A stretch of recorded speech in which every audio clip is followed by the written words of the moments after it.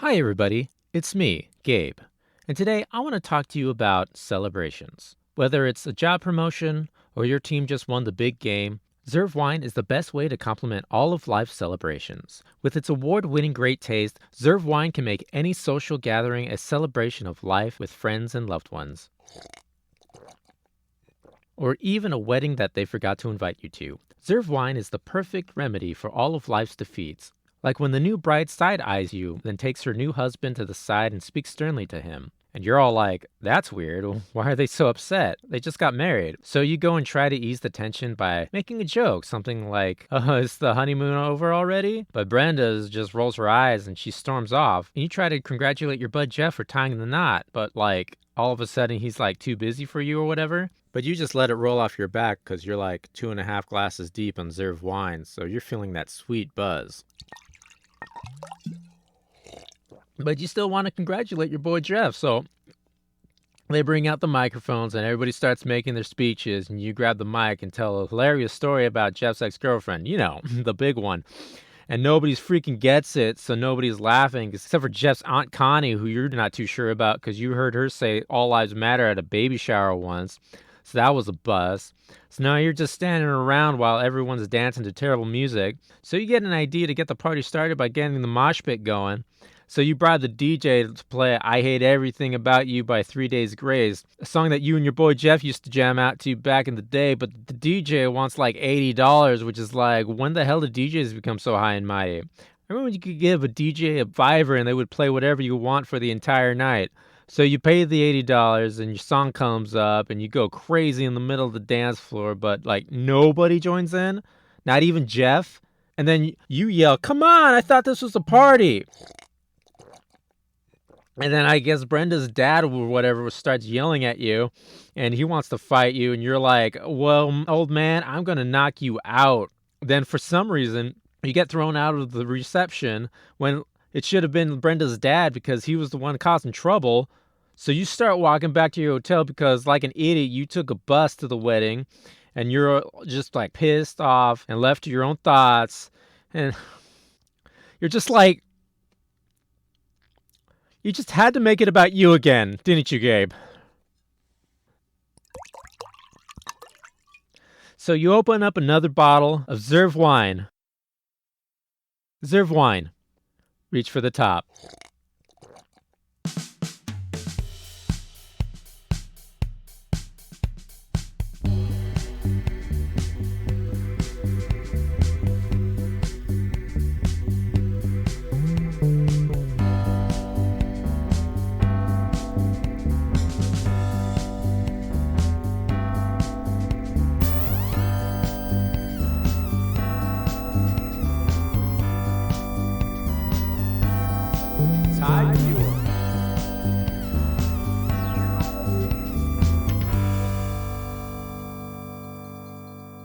Hello and welcome back to Time Mule. I'm Gabe. It's me, Jason. And it's me, old Mike.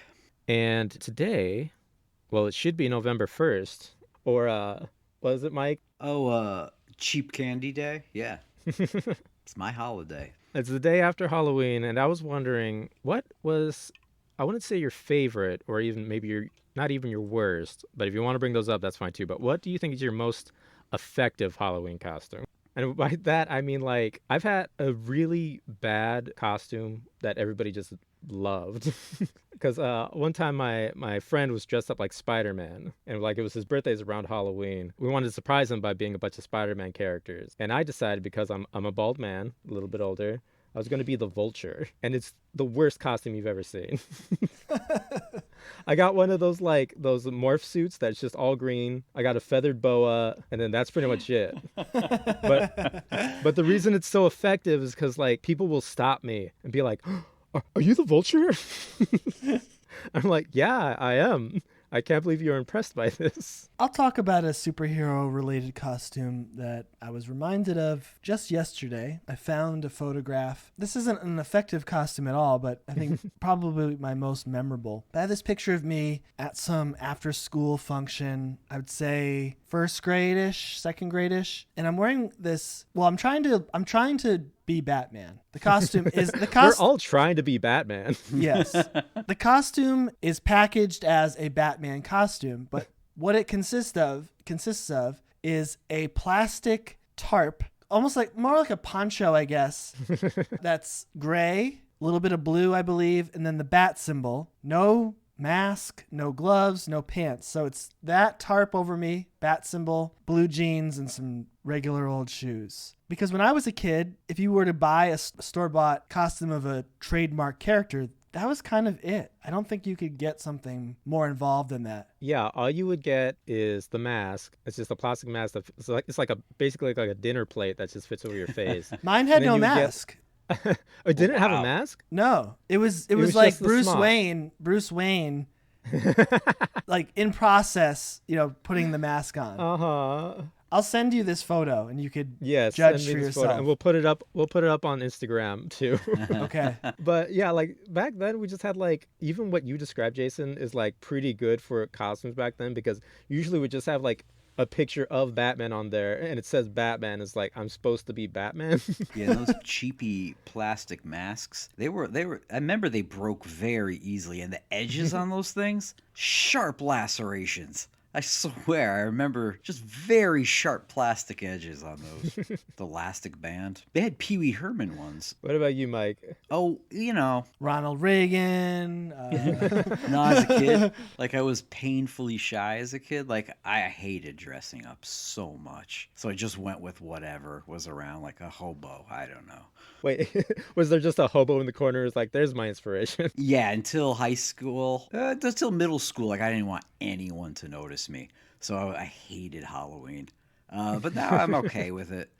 I have a kid now. You just like the candy. I usually go for like the two things because I'm in New England. And it's pretty cold around Halloween, so I got to go for comfort. And you don't want to wear like your regular jacket over a costume, which is the worst looking thing ever. So I went with a 1%er. Only 1% of the population will get it. Was Arthur Dent from Hitchhiker's Guide to the Galaxy because I'm pretty cool and I I don't know if you knew this about me, guys, but I'm no pretty one knew cool. it. Well, the costume is, if you haven't seen it, It's a very comfortable costume. it's the most comfortable costume ever. It's Arthur Dent in the book. Earth is destroyed in the morning, so he's wearing his bathrobe, pajamas, and you have to have a towel around your neck because that could be, as the book says, that could be one of the most useful things.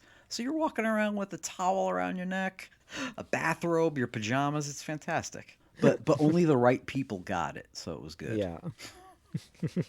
I'm going to talk about one of your costumes, Mike, that I remember seeing as an adult. A very impressive costume. So just a little background here that in 1966, the Beatles made this American-only album release. Back then, for some reason, there's different songs on different albums depending on if you're in England or if you're in America. So the Beatles had this repackaged album that had music from Rubber Soul and Revolver. And the album was called Yesterday and Today. And so if you see this album cover now, it's them all sitting on these chests and they have, kind of casual clothing. But there was this alternate cover that was the way it was going to go, now referred to as the Butcher album cover. And it's basically the Beatles wearing white medical gowns, smocks, if you will, with plastic baby dolls on them, and I think is there blood on their jackets blood. too? I think, I remember. Isn't there like meat hanging in the background too? Like Yeah. it's And so- just kind of gross and shows their it's their sense of humor. I think it's funny. Like I get the joke. So Mike was, I think you were Paul. Yes. Or yeah. So Mike was Paul McCartney with. He had a plastic baby doll head and the different parts attached to his jacket. And maybe people know this, maybe this is common knowledge, but they pressed these albums with that cover and they went to stores and people had a fit. So the record company quickly printed up these stickers to put on top of them that had the chest covers. Like, what are they called? Like chests, or what are they called? For what just by memory, I always imagine like either just like benign wooden platforms or like one of those old like steamer trunk chests. Trunk is the Yeah. word I was looking for. Yeah. Yeah. So people stuck them over there. So if you have that album and you could see that there's something underneath and it's the trunk pictures curling, if you could steam that sticker off, you might have this record that's worth $1,000 or something. Yeah, and I saw one of those. A friend of mine, her mother had one. Oh, and shit. she kind of lifted it. She's like, I can't, I don't want to ruin it. I'm just going to keep it. So you could lift it up a little bit and see that it was the Butcher cover. That was pretty cool. But that, I'm going to quote Bruce McCullough's first album, Shame-Based Man. I am a shame-based man. So I remember that night wearing that. And I remember someone passing me did not appreciate that. They said, I should be ashamed of myself. And I'm like, what the fuck? Oh, should I have worn this at all? I don't know. So that I think about that maybe every time I hear the Beatles. Oh no! The Beatles I are feel like ruined. really bad, but that was a 1%er. I tell you what, I will hypnotize you and remove that memory. All right. Well, on that note, enjoy the rest of the show.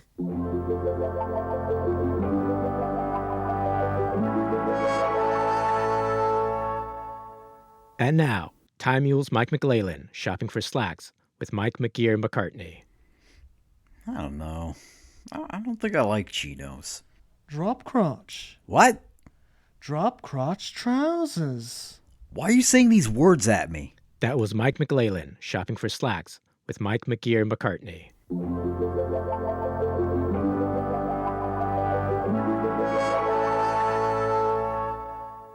Ladies and gentlemen, your Casablanca Records and Tapes Party presidential candidate, Mike McLellan.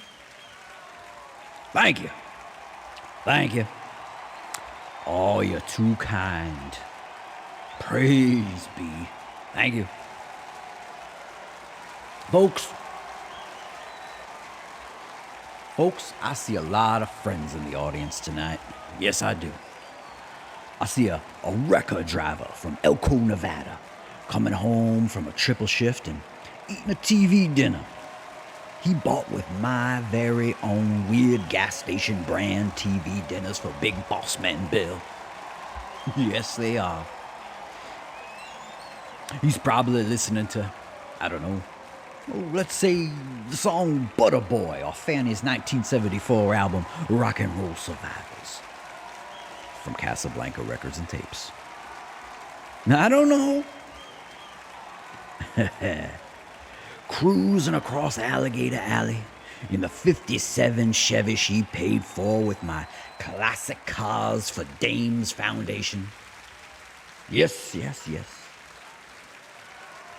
And jammed in real good into the tape deck is Beggar Man, a song from Fanny's 1974 LP, Rock and Roll Survivors, from Casablanca Records and Tapes. Yes.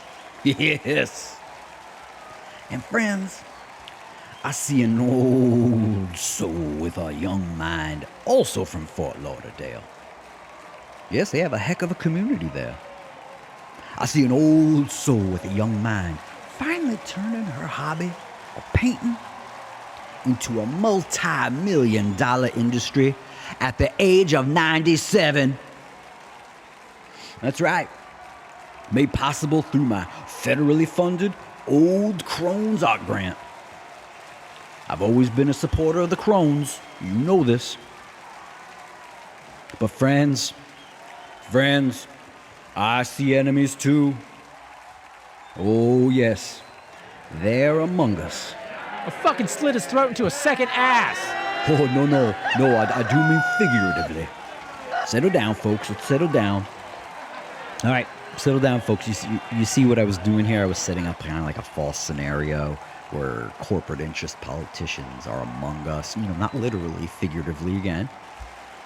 And I was going to say they were like an army of mummies because they're outmoded. You know what? Don't know if you're going to get this.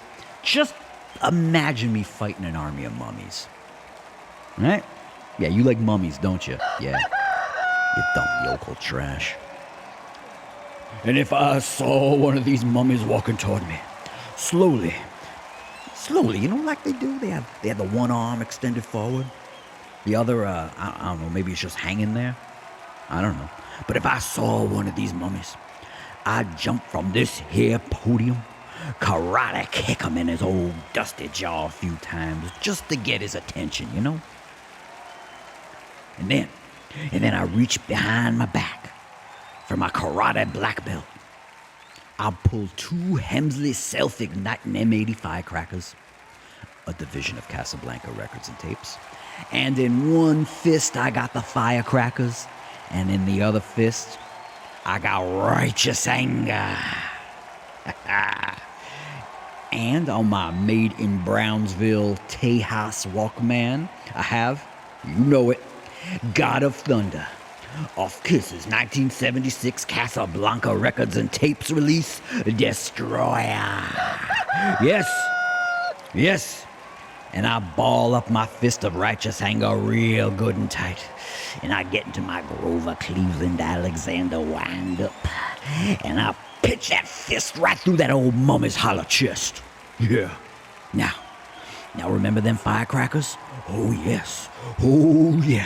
I cock my eyebrow all cool and cold like, and I toss them in his chest. And I say, thanks for the mummeries. And don't you know that old bastard is still flying up through the air in 1,000,002 pieces? Oh, yes, he is. That's right. And when Mike McClellan gets bought, he stays bought. And that's my promise to you.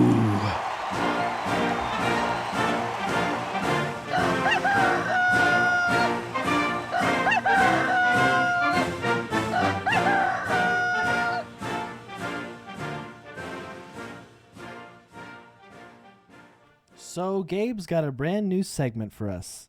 Go ahead, Gabe. Thank you, Jason. So a little quirk about me is that I like to collect little notes and letters from all over this fine country. It's just something I do to feel closer to the American dream. Oh, hold it. Hold a minute. And stop that music. Are you doing greetings from cards? We told you you're not doing that segment anymore. Well, it's not. It's a brand new segment that's nothing like greetings from cards. Your intro sounded almost exactly like the one from Greetings from Cards. Come on, Gabe. We can't do that segment. Guys, it's not a GFC. Don't abbreviate it like it was a thing. It was never a thing. All right, what's the name of your new segment? It's called Words from Stationery. Just because you changed the name doesn't mean it's different. If that note you're holding came from the trash or you stole it from someone's house, then you cannot read it on this show. It's a bad idea. It's probably illegal, and it's really upsetting. It's upsetting how you came into the possession of these cards, and the things written in them are upsetting. Yeah, we got a lot of backlash from the last time we did this, and there's talk of legal action from the people you stole that last card from. Okay, I didn't steal this one. I don't understand how it's considered stealing if it's in the garbage. You two need to get over that. Besides, I found this one. Gabe, where did you find this letter? In front of a police station. That's bad. That's really bad. You can't read that letter. But it's really cool and unique. It's written in Wingdings 8. Oh, fuck off. Wingdings? You could read Wingdings? What's wrong with you? Give me that. Hey. Wait a minute. This isn't Wingdings 8. This is a code that the Six Killer uses. You mean the serial killer that only strikes on the 6th of each month? And every day in the month of June? Gabe, are you saying that you understand this? Yeah, I mean, it's fairly easy once you figure out that the little doghouse symbols alternate between E and O every third word. And the triangle with the dot in the middle, it's not the same as the triangle with the tiny star, and that's F and T. And the X with the red figure 8 over it actually means nothing. The rest is pretty obvious. Oh. So, that's cool, but we probably shouldn't read it on air, right? Jason, a word, please. Okay, Jason, we have a real opportunity here to get some worldwide attention on our show. We'd be the podcast that broke the 6th killer code. We can finally rub it in the noses of those Suddenly Sydney podcast jerks. You know, I would love it more than anything to stick it to Suddenly Sydney. But we'll be exacerbating the whole GFC thing. Don't do that. I'm already struggling with putting this on air. Don't make it worse with the abbreviations. Look, you, me, and the rest of the world want to hear this. Our listenership will go through the roof. And I'm pretty sure we can't get sued because then the killer would have to step forward. I think it's our duty to let this happen. All right, let's do this, I guess. Okay, we're back. What do you mean you're back? You didn't go anywhere. I heard the whole thing. Shut up. Do you want to do this segment or not? Oh, yeah. Yes, I do. Can I go back to calling it Greetings from Cards? No. Okay. So, this letter was found on the front door of the LAPD headquarters in beautiful downtown LA. And this letter is housed within a slightly crumpled white envelope with a symbol of a red 6 in the center that looks like it was written with the author's left foot. And within that envelope is an even crumplier letter that has a variety of undeterminable stains and cigarette burns on it. Now let's read the words from Stationery. Actually, that sucks. Change it back to Greetings from Cards. Yes! Now let's read this Greetings from Cards. Hello, it's me again, the 6th killer. I hope you're having fun deciphering my messages. I know I've had fun making them. But if I were to wager a guess, you probably haven't even worked out what the A's are yet. But that's okay. I know you're trying your best, and I know you've been busy with other killers to really focus on my messages. I think one day you'll crack it. You'll be able to read this and finally write back to me. But until then, I'll tell you what's new in my life. I recently took a ceramics class. It's something I've always wanted to do, and I had some rainy day money, so I thought, what the hell? They had us make a whole bunch of things. Mugs, dishes, vases, a silly cartoon snake. Unfortunately, I had to miss Teapot Week because it fell on the 6th and I had to go do a murder. Well, you know, LOL. The teacher asked us to make a mask that represents how we see ourselves on the inside. Well, long story short, the whole class was deeply disturbed, and the instructor told me never to come back again. You know, suffice to say, I try to keep my murdering to strictly strangers as to avoid getting caught, but I might make an exception next time and take my frustrations out on that teacher. Welp, you may not see me, but I'll definitely see you on the 6th. Bye-bye for now, the 6th killer. Wow. I know. That was nothing. Christ, Gabe, you couldn't even save this stupid segment with a note from an actual serial killer. Well, I just thought that... No. You're on talking probation. Let's all go to the lobby. Let's all go to the lobby. Let's all go to the lobby to get ourselves a treat. Delicious things to eat. The popcorn can't be beat. The sparkling drinks are just dandy. The chocolate bars and the candy. So let's all go to the lobby to get ourselves a treat. Let's all go to the lobby to get ourselves a treat. Oh, before we begin, wasn't Kazan's nickname Gadge? It is now. Hello and welcome to Now Showing. This month we chose our movie, as a movie I hadn't seen in about, what'd I say, something like 20 to 15 years.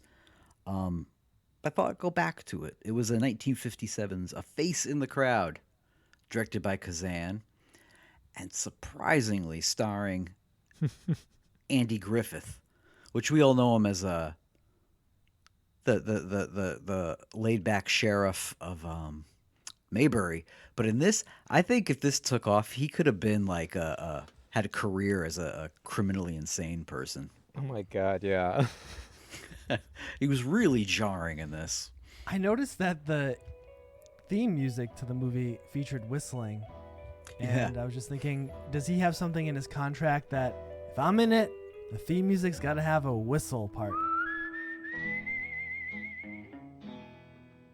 It might have been him, and this could be wrong. I meant to look it up, but I swear at one point he had an album of him whistling, and it was Oh like my god, really? done on like one of those commercials where they have the names of the songs scrolling up. They're all like standards, like Swanee River. That might be a mismemory, but isn't that great that it might exist? Oh my god, I have to look this up.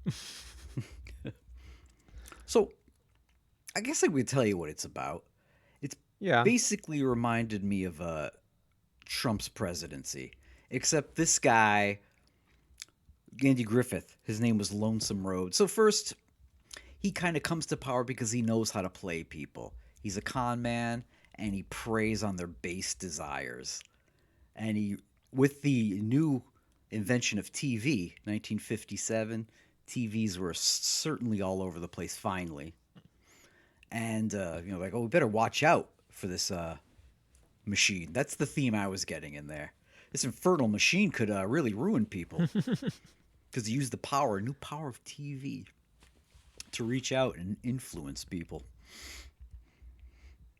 He's sort of megalomaniacal. And, his downfall, which was a little obvious. Yeah. Right. He starts out by being discovered for the radio Yeah.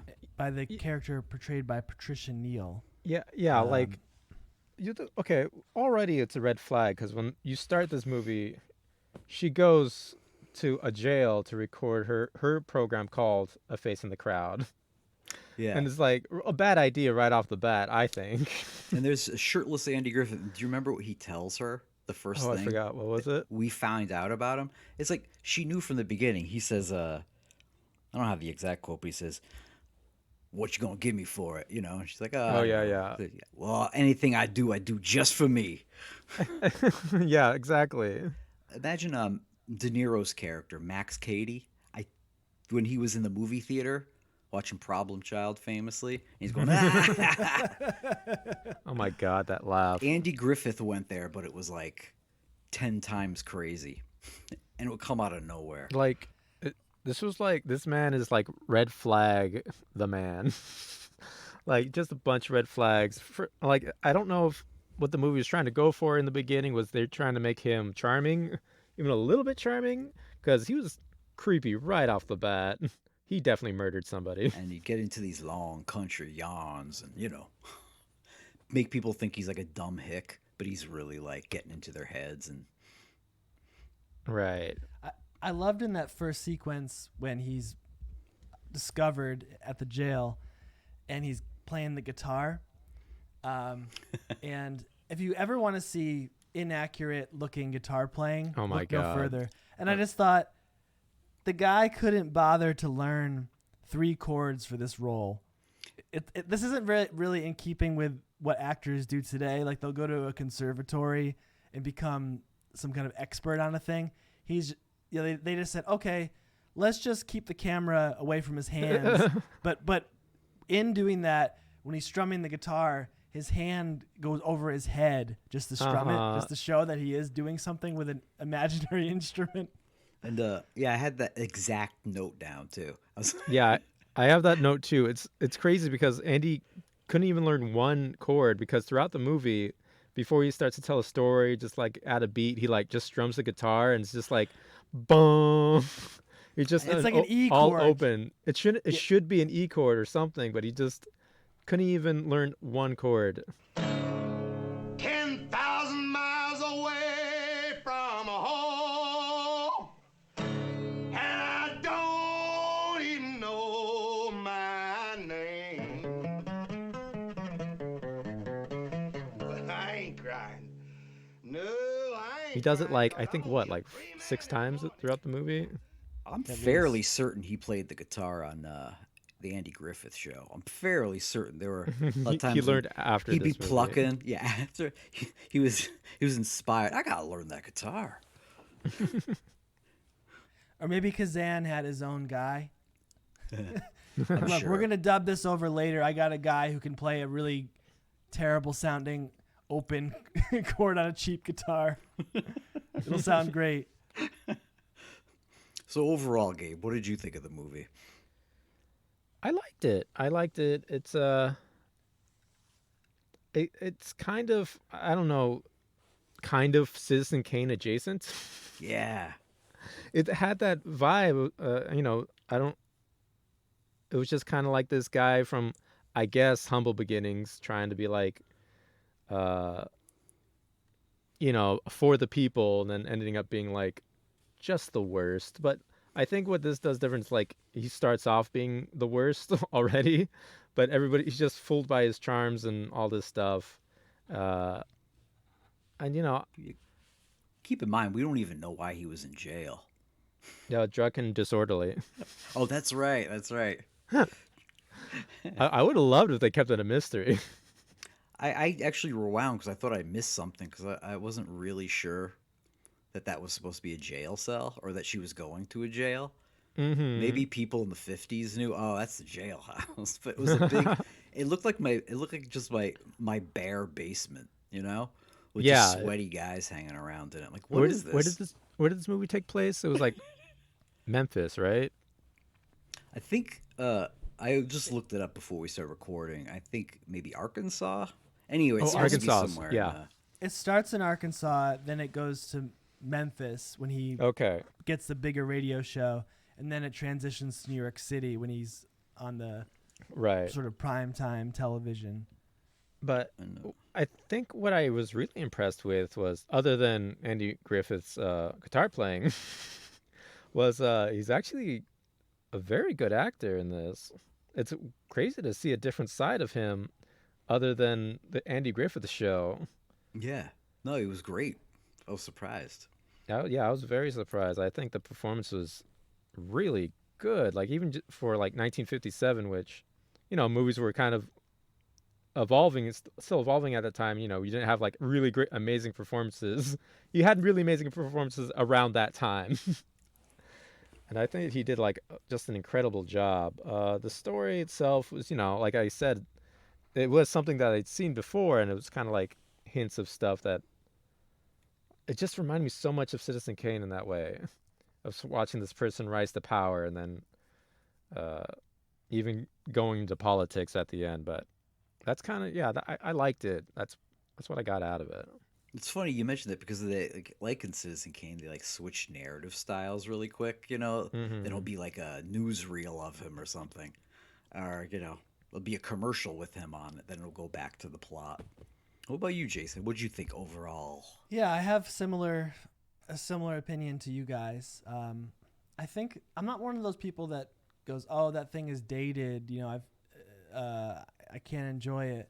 But I did sort of feel the story. I've seen it before, but the things I've seen it before came after. Yeah. Mm-hmm.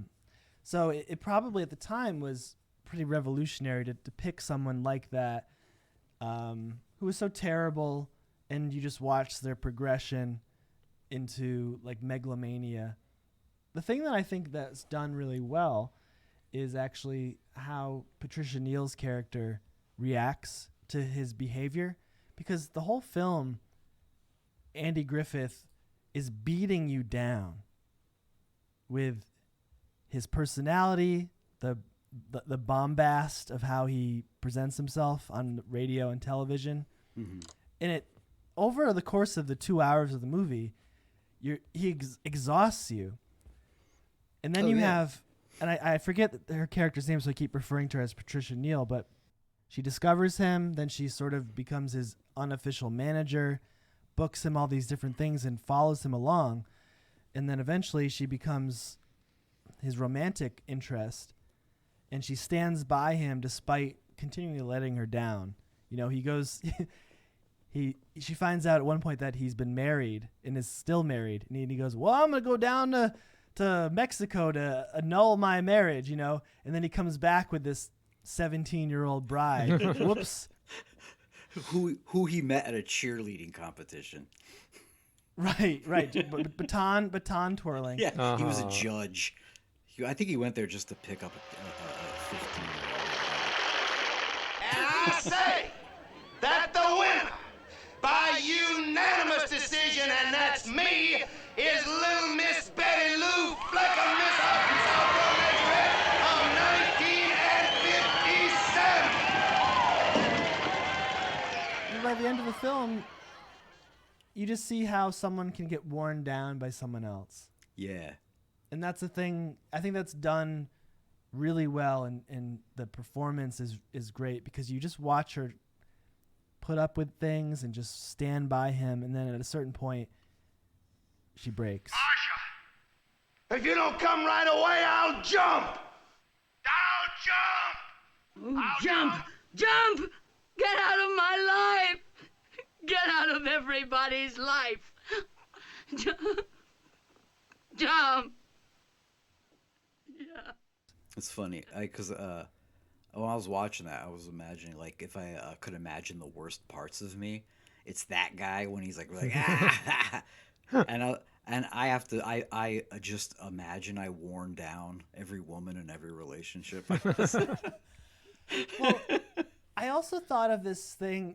Some comedian pointed this out a decade ago, I think. But they were saying that Bill Murray's character in Meatballs especially, but a lot of early Bill Murray characters, you watch them on screen, and you're really entertained by them, and you laugh at all their jokes, but you think about, what would this person be like to actually deal with? A guy who's always on, always cracking jokes, energy level at 10 at all times. What would that person really be like in a room? And I thought of Andy Griffith, Lonesome Roads, as this guy who's just always on 10. And what would that actually be like, at 11:30 at night after spending a day with someone like that, and they're just pumped? I'll tell you, boy. You'd hate them. It's just like, shut up. Maybe I'm just a country boy. But if the president tries to stop me, I'll flood the White House with millions of telegrams. I made him. Can I say, one surprising thing for me is that I didn't know Walter Matthau was in this. Oh, yeah. And I want to say, kind of a dreamboat in this movie. Right? Kind of like like very handsome man. Like I was taken by his charms in that. Very handsome, very charming. Mm-hmm. For some reason, even though he was probably in his 20s in this movie, he still looks older than I do now. He just always looked kind of old. He always looks like he's like in his 50s, but I thought he was very handsome man in this. I was like, Walter, it's a whole different side of you too. He was pretty good because it was pre. If this wasn't his first movie, I'd be surprised, but it was pre. Walter Matthau, the character he played, which, that's what people love him for. But it was pre that. So he was supposed to be playing a guy who was supposed to be from the South. I think maybe Kazan liked him. But he still had that Walter which was, I can't even do it because it just be the Walter Matthau New York-y voice, like, this guy's trouble. And he'd like sort of sneak in, like, accent, Kentucky. Like, what? Known as Vanderbilt 44, because he graduated from Vanderbilt in 44. And I know something, Lonesome Roads, he hates these educated people. The rich guys he could bowl over, but I think that's why he latched on to Patricia Neal's character. He's like, felt inferior to her, because she was saying how she's from Sarah Lawrence. She went to Sarah Lawrence, I think. Some prestigious Northeastern college. And her uncle owns the radio station. Like, she's just flaunting that. He's like, this guy was probably put down by rich people his whole life, and I think he liked dominating her. And then having that person in his life, like, he needed that to assure himself, because he was getting, like, that wife who showed up of his, like, I don't know what was going on there.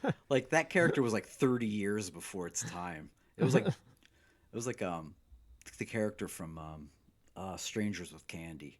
It was, it was very close to that. I wanted to see that movie when that character showed up. I want to see those years in a movie. Yeah, because he was probably, those women to him came a dime a dozen, but this intelligent lady, oh man, that those used to be unattainable, I bet. And that's why he hates the Walter Matthau character. He's supposed to be Lonesome Road's writer. He's like, I don't need a writer, especially you. They made Walter Matthau so cool, with one exception. When he's checked in on later in the film at a bar, he talks about how great his life is going. And the reason why his life is going well is because he's writing a spite book about Lonesome Roads. And he's really happy about the work. So he's sort of obsessed with taking this guy down. Well, how's our old station in Memphis? I didn't go near it. I've been writing a book about, I call it Demagogue and Denim. Never had such a good time in my life. Well, you look wonderful. All those months he was calling me Vanderbilt 44 and frontal lobe. And I should have been punching him in the nose. And the saddest part is, and I wrote this in my notes, anyone who loves Lonesome Roads isn't going to read this book. Those people do not read. And it reminded me of Trump again. It was like, like Lonesome Roads, he pulled the wool over these people's eyes. And yes, Trump supporters, you were played. He did nothing he told you he was going to do. And like this, you could write any book you want about Trump. The people who love Trump, that's fake. I didn't even read that, which was even sadder for this guy. Also, he had no game with the ladies. While Lonesome Roads could manipulate her feelings, he had nothing. He'd go in there like, "Want to go on a date?" And she's like, "No." "Okay, fine. Go with that guy. I don't care." It's like, oh, come on. That's not even trying. He had no. I think he handled it very well. Move on. Move on. I was on Team Lonesome Roads in the beginning, I have to say. That's fantastic. Wow. I was completely gone the first time I saw him. Yeah. I thought, oh, wow, what a weird outsider artist. Just the guy that barks anything that comes into his head. He's always messing things up for people. They're like, hey, here's an opportunity. Within seconds, he's sabotaging it, and then it works in his favor. But it wears thin pretty quickly. Then I wrote down that every show he's on is just advertisements. So what's the real appeal? Yeah. He's just doing these staged advertisements. Oh, Vita Jacks. Vita Jacks, what you doing to me? Vita Jacks, what you doing to me? I wrote down that he reminds me of both Jim Carrey's The Mask mixed with Jack Nicholson's The Joker. Oh, yeah. We have a young Mike Wallace in the movie, which was a strange cameo. Well, yeah, so it's like, they did in the 90s a lot. Anything with Jodie Foster. For some reason, Jay Leno would pop up in it. Whoever the president was at the time would pop up in it. But they had the famous journalist Walter Winchell, and then a very young Mike Wallace as real life talking heads. And then I wrote down, it was funny how quickly the politician that Lonesome Roads was advising accepted that he's a crashing bore and a loser. Yeah. Because he's like, no, hang on a second. The problem with you is you're a snore. You're a snooze. And yeah, he was like, you're right. It's just dawning on me. You know who Lonesome Roads was? Imagine if you're at home wondering what this character's like. Imagine if Baloo, the bear from the Jungle Book, came to life and was a man who hated people. Yeah, it'd be this guy. Yes. No, it was kind of like that beatnik adjacent talk that I think Hollywood writers at the time thought people talked like. Right, yeah. I can't imagine they did. Oh, come on, Dad. Like, what? I thought he reminded me of Bill Paxton's character from Aliens, all the time. Yeah. One thing that popped up was that black and white that I think is I don't know a lot about film. And P.S. I don't really care. But it was that black and white film I really liked. It was almost like, where it's the late 50s. It almost looks like black and silver rather than black and white. It looks like shades of silver. It's like crisp black and white, really nice. Good looking movie. And they were sets. You could tell this big penthouse apartment he gets, 2 floors, and it's clearly a set, but it's an amazing set. It does have a bit of It a looks great. theatrical look to it, I think. Yeah. And maybe that because of Kazan's background. I could see this being put on stage. Yeah. I guess the most of it, the story, I didn't mention that, but yeah, I didn't even, the story was even like kind of wobbly. I wasn't sure what they were trying to say. You could tell there was supposed to be a point there. Maybe kind of lost, but I just, after a while, I just sort of zoning out until Lonesome Rhodes and his sidekick, Beansy. I thought it was Beanie. A Beanie, that's right, Beanie. Just some guy who drifts in and out, who's a guy we see at the beginning of the movie in that jail cell. Yeah, if they weren't on screen, I was just kind of like, maybe my attention was pulling back a little bit. Beansy would be the 90s UK character. Look, I got a fella here. You know where I found him? I don't think you'll mind my saying it. In jail. He's stupid. He's got no mentality. He thinks with his feet. But I trust those feet. Now, if he don't laugh, if he don't think the show is any good, then I know there's something wrong with it. Something people just ain't a-gonna take to. You see what I mean? I would have loved if they had this scene where, like, Lonesome Rhodes' life is falling apart after, like, everything went down. Like, the last person who was on his side was Beanie, and he was just, like, just shaking his head and, like, putting together, like, a bandana on a stick and getting ready to go out. Just step out. I was like, Beanie, no! Beanie, not you! Yeah, this Beanie guy, I don't know. It's a shame. It's a proof that it's an unfair world that we don't know that actor's name. That guy, he didn't say much in the movie, but like just his like takes and just the way he responded to things, it was insane. I would say it's worth watching at least the first 30 minutes for Beanie. Rod Like when they Bradfield. leave him, he goes, "Well, see you later, Beanie."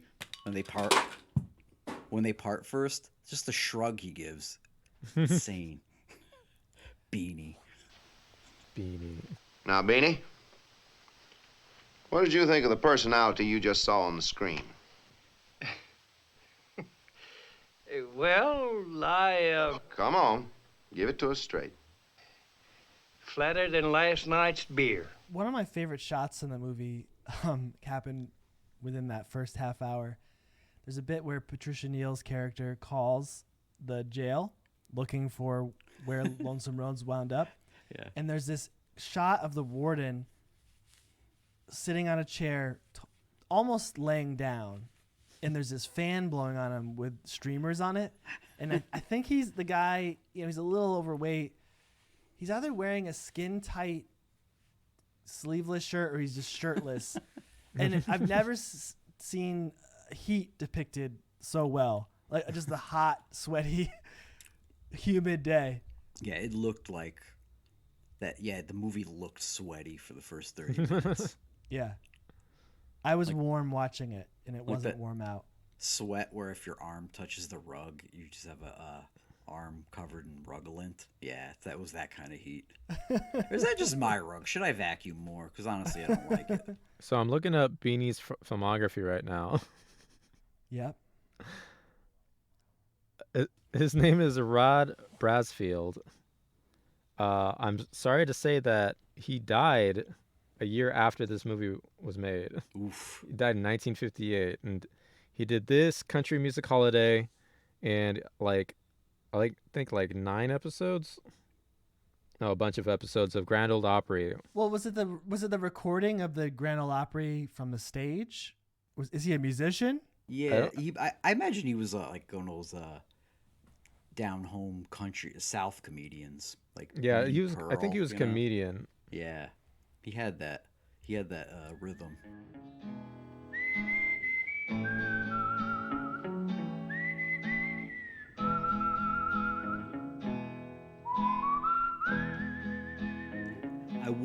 This might be a good movie to watch every 15 years like I did. because, when I first saw it, yeah, I was moved by the Andy Griffith performance, surprised by it. But now I add, the Trump presidency, which there are a lot of parallels to it. Not It's exactly, very uncomfortable to but watch now. you will see some yeah. And the way they get him at the end is the way they would get any villain in this thing, like when he really speaks, like, these people are idiots, and they turn the cameras on so it goes live, and everyone sees what he's really like. You know what the public's like, a cage full of guinea pigs. Good night, you stupid idiot. Good night, you miserable slob. There are a lot of trained seals. In reality, we know it doesn't work out that way. It's like Trump did that, and people just cheered for him more. When Andy Griffith did it, there were cutaways to people listening, going, "Oh, what? Well, I never. I can't believe you'd say that." Such a rude man. Like the Trump thing, Walter Matthau delivers this amazing little monologue to Lonesome Road's face. And he says to him, "You're not going to disappear. This is going to blow over." Which is, I don't think a lot of movies would really take that stance. They would just say, "You're ruined. You're the villain. You're dead." Listen, I'm not through yet. You know what's going to happen to me? Suppose I tell you exactly what's going to happen to you. You're going to be back in television. Only it won't be quite the same as it was before. There'll be a reasonable cooling off period, and then somebody will say, why don't we try them again in an inexpensive format? People's memories aren't too long. And in a way, he'll be right. Some of the people forget and some of them won't. Oh, you'll have a show. Maybe not the best hour or in the top 10, maybe not even in the top 35. Yeah. But you'll have a show. Which is depressing. And completely true. Well, it's true of that. Yeah. I say that holds the truth. But with that, hey, you want to watch this, your funeral? How much your dad? Did we ruin anything for you? That sucks. It was out since 1957. Look, I'm not saying you had to be born in 1957. You had time to watch it. So, I give this 5 thumbs up. What? Okay. I give it, I guess, like, wait, how many thumbs are there? You could have as many thumbs as you want. I would say there's probably like 7 in total. 7? Okay. That's okay. Yeah, I guess 5 is right. 5. Yeah, 5. Oh, I go 5 4. thumbs. Now that I just made up this rating system, Oh, I'll go man. 4. Okay. That's really We work good. off of a 7-star scale. You put your whole self into that laugh, don't you? Marcia, I put my whole self into everything I do.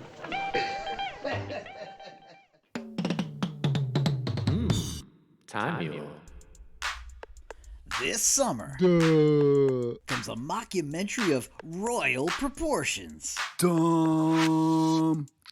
Mockumentary master Ed Delahanty gives the Swedish royal family exactly what they deserve. More meatballs? Starring Edward Norton. And Edward Norton. And Edward Norton. All hail Beep Beep. Hey, watch it, bub. Rated R. Check your local listings for showtimes. Soundtrack by Casablanca recording artist Fanny. Available now on Casablanca Records and Tapes. Listen up! Can we settle down? Listen up! Settle down, listen up! Alright, listen up.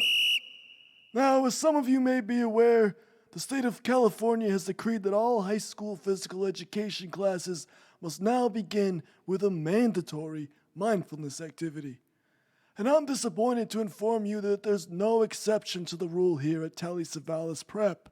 Superintendent Powders has instructed me, despite my objections, to lead you through the practice of TM, or, for the layman, Transcendental Meditation.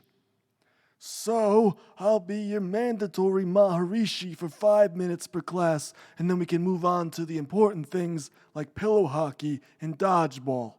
Sound like a plan? Good. Everybody on the floor, crisscross applesauce, move it!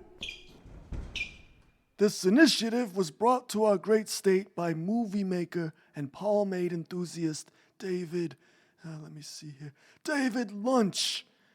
You may know Mr. Lunch from such films as Eraser Man, Inland Empire, or Twin Cities, Fire Walk with Us. Anyone? Me neither.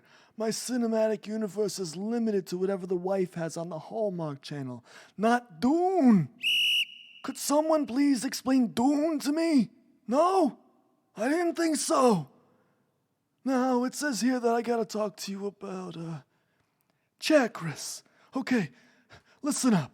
It is my understanding that these are New Age hotspots located throughout the body. Let me run these down for you. Okay, there's the one you're not tall enough for. The third eye, which, to be honest, if it really was there, would reshape the bifocal industry. You've got the Adam's apple chakra. You know, I once took a puck to that chakra in 77. There's the ticker. Your beer belly, concluding with the naughty chakra. Hey, hey, did I say something amusing, Winslow? Take a lap. Listen up. As your guide, or what some might call guru, I'm going to assign you mantras. Does anybody know what a mantra is? No? It's a thing you're going to repeat over and over again, kind of like the na-na-na-nas at the end of Hey Jude. Technically, I ought to be whispering mantras into your safe space loving ears. But if I did, I'd be walking this clipboard over to my neighbors so they could acknowledge that I can't be within 200 yards of a seesaw. So listen up, because I'm about to hit you with your mantras. And no trading mantras, capiche? Consider this a done deal. Adams, your mantra is Winnebago. Your mantra is Kevin McHale. Weed whacker, infield fly rule, bunt. Dennison, your mantra is Lasorda. Wingnut. Carpool, you. Grand Funk Railroad. Peters, use March Madness. Price, you use Swish. Oh boy, I'm running out of ideas here. Okay, so the rest of you are just gonna have to share, I don't know, Zamboni. All right, listen up, just to see if you're all paying attention. On the count of 3, say your mantra. 1, 2, 3. Mandatory. Beautiful. Now, everybody, I need you to listen up. Shut up. Close your eyes and start chanting your little heads off. All right. By now, you should be feeling fairly enlightened and approaching the sensation of immense calmness and enjoying a state of clarity. Eyes closed, Esposito. Keep it up. It says on my ditto that a oneness with the universe is right around the corner. Yeah, inner peace, etc. Yada, yada, yada. And time! All of you, take a lap! Well, here we are again. It's the end of the show, and there's one question that remains. That's, what did we learn today?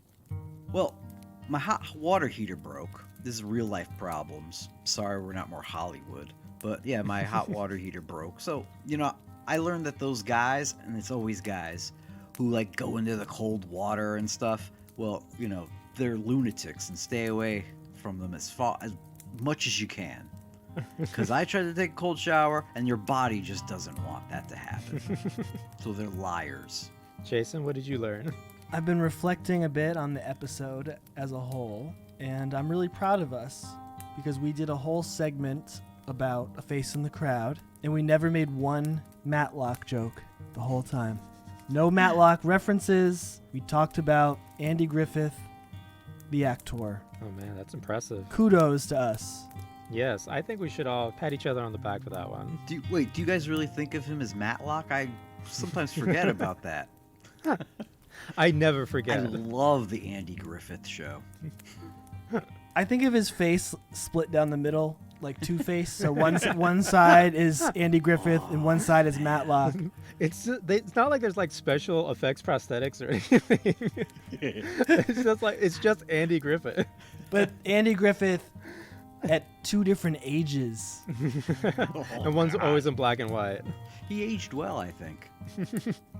Well, speaking of Andy Griffith, I learned that not only can't he play guitar, but he can't even pretend to play guitar either. That was some of the best I've seen.